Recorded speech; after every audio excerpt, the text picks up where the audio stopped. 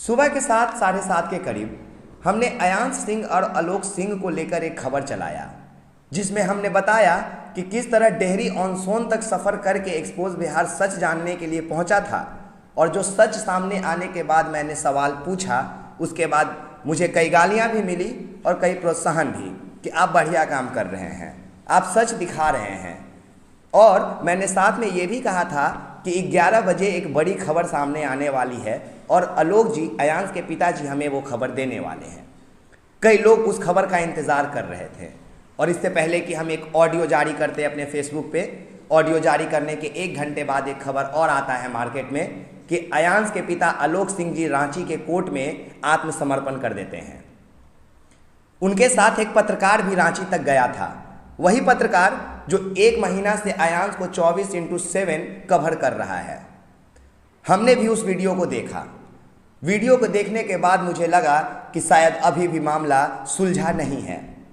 और एक बात, कई लोगों ने हमें फ़ोन करके ये बोला कि सर, आपने जो सुबह में न्यूज़ दिखाया था उस हिसाब से अयांश के पिता ने तो अपने आप को आत्मसमर्पित कर दिया, तो आप एक वीडियो बनाइए जिसमें वापस से लोगों से गुहार लगाइए कि अयांश के लिए वापस डोनेशन दिया जाए, क्योंकि डोनेशन आपके कहने के अनुसार रुक गया है। हमने कहा सर बिल्कुल कहेंगे, लेकिन ज़रा हम सच तो जान लें और आप लोग को बता तो दें, क्योंकि जब कल के तारीख में यही दर्शक हमसे सवाल करेंगे कि विकास जी, आप ही के एक्सपोज बिहार के कहने पर हमने सबसे पहले चंदा देना शुरू किया और आपके ही घर जाकर, डेहरी जाकर पता करने के बाद चंदा आना रुक गया, तो आप आखिर एक ही दिन में 3 तरह का स्टेटमेंट क्यों दे रहे हैं?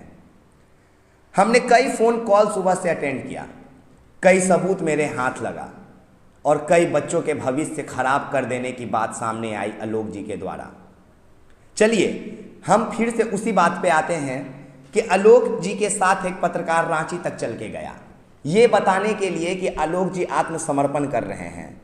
कई लोगों ने जब फ़ोन करके हमें बोलना शुरू किया कि वो आत्मसमर्पण कर दिए हैं, तो उन्हीं लोगों से मैंने सवाल करना शुरू किया कि एक बात बताइए, आपको कैसे पता चला कि आप आलोक जी का आत्मसमर्पण हो गया है? तो बोला भैया हम वीडियो देखे हैं। हम बोले एक बात बताइए, कौन से जुर्म में वो आत्मसमर्पण किए हैं, पता चला आपको? बोला नहीं सर। हम बोले वापस जाइए, एक बार फिर उस पत्रकार का पत्रकारिता देखिए और फिर हमको बताइए, शायद आपको पता चले। उस वीडियो में ये बताया जा रहा है कि अयांश के पिता आलोक जी आत्मसमर्पित एक 10 साल पुराने केस में हुए हैं, आत्मसमर्पण किए हैं, पर वो मामला क्या था 10 साल पहले, ये किसी ने नहीं बताया। अयांश की मां ने ये स्टेटमेंट दिया है एक पत्रकार को कि आलोक जी इसलिए गिरफ्तार हुए हैं या आत्मसमर्पण किए हैं कि उनके ऊपर जो आरोप लग रहा था कि अयांश के लिए जो 16 करोड़ का मुहिम चल रहा है वो पैसा लेके ये फरार हो जाएंगे, तो जब हम जेल में रहेंगे तो फरार कैसे हो जाएंगे? तो इसीलिए कई सारे फ़ोन कॉल आए कि आप अयांश के लिए फिर से वीडियो बनाइए, लेकिन ये वीडियो हम फिर नहीं बना रहे हैं अयांश के लिए कि आप चंदा दीजिए, क्योंकि अभी भी मेरा शक का सुई वहीं अटका है कि जब कोई पत्रकार पटना से रांची तक चल के जाता है, उस पत्रकार को ये नहीं पूछना चाहिए था कि किन मामला में आप जा रहे हैं, रेप के मामला में जा रहे हैं, चोरी के मामला में जा रहे हैं, छिनतई के मामला में जा रहे हैं, रंगदारी के मामला में जा रहे हैं, मर्डर के मामला में जा रहे हैं, किस मामला में आप 10 साल पहले केस हुआ था आप पे? शायद आपको वहाँ से जानकारी नहीं मिला होगा। हम आपको वो जानकारी देते हैं कि वो कहाँ से जानकारी मिला है हमको। आलोक जी जिस मामले में अपने रांची कोर्ट में आत्मसमर्पण दिए हैं, वो मामला है 15 ओपी थाना का, रांची में। केस नंबर है 355/11। जिस तारीख को ये केस दर्ज किया गया था वो तारीख था 21/4/2011।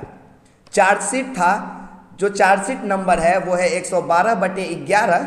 धारा है, जो धारा में अयांश के पिता आलोक जी आज आत्मसमर्पण किए हैं, वो धारा है 420, 467, 468, 120C। चार्जशीट दायर करने की जो तिथि है वो है 5/10/2011। अब आप लोग कहेंगे कि तो इसमें नया क्या है, आलोक जी तो आत्मसमर्पण कर दिए। तो हम एक बात और आप लोगों के सामने रखना चाहते हैं कि आलोक जी रांची जाके क्यों आत्मसमर्पण किए, वो पटना में क्यों आत्मसमर्पण नहीं किए? अब आप लोग कहिएगा कि पटना में कैसे कर सकते हैं, केस रांची में चल रहा है।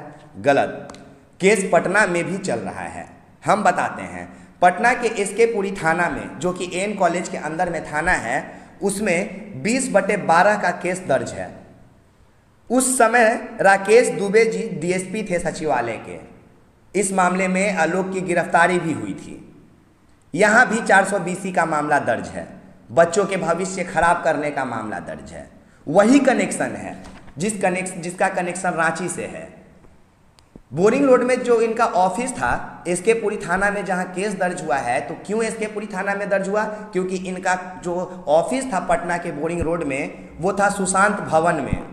सिंह बजाज एक कंपनी हुआ करता था 2012 में, उसी के पास सी वर्ल्ड मैरीन के नाम से चलाते थे अपना एकेडमी, और इसी के दम पे इन्होंने किया था फर्जीवाड़ा बच्चों के भविष्य से। सिर्फ रांची में नहीं, पटना में भी रामकृष्णा नगर के बच्चे से बात हुई है। पटना के बरनम्मी चक हरनी चक का भी लड़का है जो इसमें आरोपित है, अभियुक्त है, जिसके साथ ठगी का मामला हुआ है। और यही नहीं, एक और मामला है सिविल कोर्ट में, पटना के सिविल कोर्ट में, जहां से आलोक जी के ऊपर, उनके भाई आदित्य जी के ऊपर और आलोक और आदित्य के साथ काम करने वाले मनोज सिंह के ऊपर 178C/13 जो केस नंबर है सिविल कोर्ट में वो दर्ज है। अब हम आते हैं मेन मुद्दा पे। जो लोग सवाल कर रहे हैं कि सर अब आप वीडियो बना के जारी कर दीजिए कि डोनेशन दिया जाए, तो हम उन लोगों से पूछना चाहते हैं कि अभी तक क्लियर क्या हुआ? आलोक जी जाते जाते ये बोल के गए हैं कि जिस दिन हम मेरे बेटे को सुई पड़ जाएगा उस दिन हम बेल लेंगे, निकल जाएंगे। मतलब उनका बेल लेकर बाहर निकलना बहुत आसान है। और जिस इंसान ने अलग अलग राज्यों में करोड़ों का घोटाला किया हो, करोड़ों का, बच्चे सामने आकर कहेंगे, हम एक से एक परत खोलेंगे इस मामले का और अयांश से रिलेटेड, आलोक से रिलेटेड एक एक जानकारी लोगों तक पहुंचाएंगे। अब अयांश से आप लोगों का हो जाएगा आपत्ति कि अयांश के बारे में आप फिर गलत बोल रहे हैं, तो हमको कोई एक बात बताए कि जिसके पिताजी 4 जगह पे ठगी कर चुके हैं, 4 जगह सिविल कोर्ट में, थाना में, राकेश दुबे डीएसपी जी इनको अरेस्ट करवा चुके हैं, प्रेस कॉन्फ्रेंस हुआ था, अखबार में फोटो छपा है, तो इतना कुछ होने के बाद आखिर कैसे कोई भरोसा कर ले कि वो इंसान फर्जीवाड़ा नहीं कर रहा होगा? हम ये नहीं कह रहे हैं कि अयांश गलत है या अयांश बीमार नहीं है, बीमार है, हो सकता है 16 करोड़ के इंजेक्शन से उसका जान बच जाए। इस पे भी एक खुलासा हम कल करेंगे, अभी नहीं करेंगे, कल करेंगे। जैसे कल सुबह में बताए थे कि एक वीडियो बना के कि हम कई बात रखेंगे आपके सामने, और रखे भी ऑडियो के माध्यम से, जिसमें उनकी जाति का खुलासा हुआ, जिसमें ये कहा गया, हमको कई लोग फोन करके कहें कि वो आपको यादव बता रहे हैं, वो हमको तो राजपूत लगते थे, हम कभी जातिवाद शुरू नहीं किए हैं। जो लोग आके कमेंट कीजिएगा ना कि तुम जातिवाद कर रहे हो, उससे पहले जाके वो ऑडियो सुन लीजिएगा। हम उनको रोक रहे हैं लोग जी को कि सर मत बताइए अपना जाति, हमको नहीं चाहिए आपका जात, हम नहीं करते हैं जातिवादी। इसके बाद भी वो हमको बताए हैं कि वो यादव जाति के हैं, जबकि कई फ़ोन आए जिसमें ये कहा गया कि वो तो राजपूत जाति से थे, हम लोग ऐसा सोच रहे थे। हम बोले सर जो आप सोच रहे थे आप सोचिए, और जो हम दिखाए हैं वो हम दिखाए हैं, जो वो बोले हैं। अब आप या तो अपने मन का सोचिए या उस बात पे यकीन कीजिए जो हम सुनाए हैं आपको कि वो बोले हैं कि हम यादव हैं। अब जिस इंसान के बारे में इतना सारा गलत बात सामने निकल के आ रहा है, जिस पत्रकार का 1 महीना तक कवरिंग के बाद भी उस पत्रकार को यह जानकारी नहीं है कि इस आलोक के ऊपर कौन सा मामला दर्ज है, किस मामला में आत्मसमर्पण कर रहा है, तो किस बात से वो रांची तक चले जाते हैं पत्रकारिता करने? सिर्फ यही बताने कि हम जा रहे हैं और मेरे बेटा को फिर से 16 करोड़ दीजिए। बेशक देंगे 16 करोड़, बचाएंगे अयांश को, लेकिन उससे पहले एक बार जांच नहीं बनता है क्या? 50% से लगभग में पैसा जमा हो गया है, 6 करोड़ 85 लाख ही मान के चलिए, 16 करोड़ में 7 करोड़ के करीब। जब आधा पैसा जमा हो गया है और आलोक अब जेल में चला गया, तो आगे जो डोनेशन आएगा वो किसके निगरानी में होगा? आलोक का बैंक का स्टेटमेंट कौन निकाल के लाएगा? आलोक के अकाउंट में पैसा कौन रखेगा? और आलोक के खाते का निगरानी कौन करेगा? अब सवाल तो ये भी है कि आलोक तो जेल में चला गया, जो फंड आ रहा था वो अयांश के खाते में आ रहा था और आलोक के खाते में आ रहा था, तो अयांश का खाता भी उनके पिताजी देख रहे थे, अपना खाता भी अपने खुद देख रहे थे। तो अब उस चीज़ को मैनेज कौन करेगा? अब सरकार को चाहिए कि इस बच्चे की निष्पक्षता से जांच हो कि इसको बीमारी है भी या नहीं, क्योंकि ये भी सवाल के घेरे में है, खुल के बोल रहे हैं। हमको नहीं पता कि बीमारी है कि नहीं, भगवान न करे कि उसका बीमारी हो, बच्चा स्वस्थ हो जाए, और अगर है तो 16 करोड़ जुटाएंगे।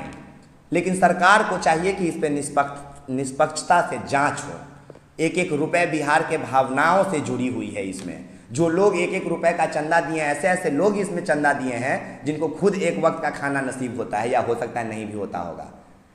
वैसे वैसे लोग चंदा दिए हैं, तो उनका हक नहीं है क्या कि एक बार 1 मिनट के लिए इस चंदा मांगने वाला सिस्टम पे पूर्ण विराम लगा दिया जाए या अल्प विराम लगा दिया जाए और एक बार जांच कर लिया जाए कि जिसका पिता इतना फर्जीवाड़ा कर सकता है, अलग अलग थानों में, सिविल कोर्ट में जिसके ऊपर मामला दर्ज है, वो जाके रांची में क्यों सरेंडर किया?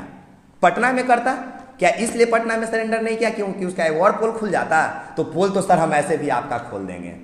और जो लोग कह रहे हैं ना कि तुम्हारे वजह से आयांश का डोनेशन रुक गया है, अगर मर जाएगा तो एफआईआर कर देंगे, तो सर ये कमवा, ये बतवा तो आलोक के पिता भी किए हैं ना। तो जिस दिन मेरे पे एफआईआर करने जाइएगा ना कि इसके चलते आयांश का डोनेशन रुका था, उस दिन लगे हाथ जो 3 नाम हम लिए हैं ना, मनोज, आदित्य और आलोक, इस पे एक और एफआईआर साथ में कीजिएगा कि एक बाप ही के चलते बेटा का डोनेशन रुका था। क्योंकि हम तो पत्रकार हैं, हम तो सच दिखाएंगे, हम तो सच बताएंगे।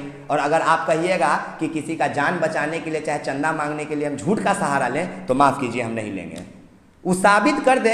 आज उनको कहना चाहिए था कि हम आज बच्चों का रुपया गबन करके गए हैं। आज उनकी बीवी का ये स्टेटमेंट होना चाहिए था कि मेरे पति ने जो बच्चों के साथ गलती किया था उसके लिए हम माफ़ी मांगते हैं, हाथ जोड़कर गुजारिश करते हैं कि जो मेरे पति ने गलती किया उसको भूल जाइए और बच्चे को बचाइए, तो एक बात होती। लेकिन स्टेटमेंट अभी भी पलट दिया जा रहा है और कहा जा रहा है कि उनके ऊपर आरोप लग रहा था कि वो भाग जाएंगे, फरार हो जाएंगे, तब वो आत्मसमर्पण किए हैं कि अब भाग के कहाँ जाएंगे। साहब जो भगोरा है वो तो भाग के कहीं भी चल जाएगा। और जाते जाते कह के गए हैं कि जिस दिन पूछ जाएगा उस दिन बेल मिल जाएगा, मतलब बेल तो उनको कभी भी मिल जाएगा। तो सवाल कीजिए कि जिस इंसान पे इतना बड़ा फर्जीवाड़ा का आरोप एक एक करके सामने आ रहा है, उस इंसान के बच्चा भी एक बार जांच का विषय है। डोनेशन जिनको समझ में आता है दीजिए, जिनको नहीं आता है वो मत दीजिए, लेकिन एक बार इस बच्चे का जांच करवाइए। जो अपना जाति छुपा सकता है, जो समय आने पे अपना जात बदल सकता है, जिस इंसान का बेटा 6 महीने पहले मरा हो, वो उस वक्त कह सकता है आके जब उसके ऊपर आरोप लगे हों, तो सोचिए कि वो इंसान क्या नहीं कर सकता है। बाकी कल फिर सुबह में एक वीडियो बनाएंगे जिसमें और भी कई परतें हम खोलेंगे और सबूत आपके सामने रखेंगे। जो बात आज हम बोल रहे हैं इसका सबूत आपके सामने कल रखेंगे और एक एक करके आलोक का पर्दाफाश करेंगे। और अयान से एक बार फिर हम कह रहे हैं, जांच का विषय है, सरकार को चाहिए कि अब इसमें अपनी जिम्मेदारी निभाए, सभी लोगों पे जांच बिठाए जो भी इस मामले में लिप्त हैं, चाहे वो पत्रकार जो 1 महीना तक कवरिंग किया हो, चाहे हम हो जो गलत खबर चलाए हो, चाहे वो आलोक के पिता हो जो गलत हो। सब पे जांच बनता है। अगर हम गलत हैं तो हमको सजा दीजिए, वरना जो गलत है उसको सजा दीजिए। अयांश अगर सच में बीमार है तो उसको बचाएंगे सब मिलके, पूरा बिहार एक होके बचाएगा। लेकिन एक बार जांच करवाइए। आप एक्सपोज बिहार देख रहे हैं, मैं विकास राज हूं। बहुत बहुत धन्यवाद। जय हिंद, जय बिहार।